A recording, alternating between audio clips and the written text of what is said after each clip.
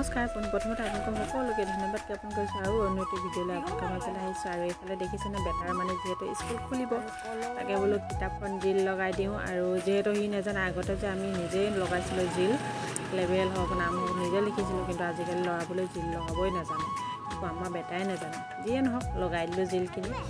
তো তাৰপাছত তাৰ পিছদিনাখন নহয় এয়া বোলো দোকান চাফা কৰোঁ। বহুত দিন পৰা ভাবি আছিলোঁ দোকানখন লেতেৰা হৈ আছে, বহুতখিনি চাফা কৰা নাছিলোঁ। আৰু মানে এই কাৰ্পেটখন যে আনি ল'লোঁ কিনি, তো কাৰ্পেটখন আনিলোঁ, কাৰ্পেটখন পাৰি দিম বুলি ভাবিছিলোঁ। তো তাকে আনিব পৰা নাছিলোঁ বহুত দিনৰ পৰা, তো এবাৰ আনি ল'লোঁ। আনাৰ পাছত মানে এয়া লগাই দিম বুলি একদম দোকানখন এতিয়া গোটেইখিনি বস্তুখিনি উলিয়াব লাগিব। তাকে বস্তুখিনি গোটেইখিনি উলিয়াই মেলি একদম চাফা কৰি ল'ম বুলি ভাবি ল'লোঁ।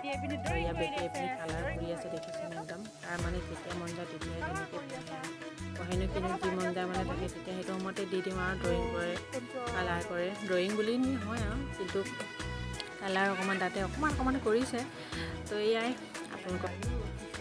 আপোনালোকক বস্তু এটা দেখাম হা। এইটো বস্তু কি বস্তু বাৰু জনাবচোন, আপোনালোকে কি ফল হয় জনাবচোন, আপোনালোকৰ সেইফালে পায় নে বাৰু। আৰু এইপিনে দেখিছেনে এইটো খাবলৈ বহুত টেষ্টি হয় দেই। মই ল'লোঁ এইখিনি 200 টকা বুলি কৈছে।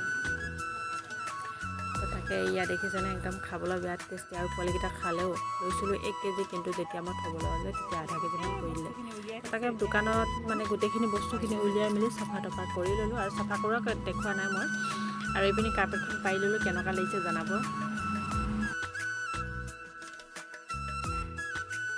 আৰু এইফালে দোকানখন চাফা কৰি মেলি সম্পূৰ্ণ হ'ল। তো তাত এখন দেখাইছোঁ মই।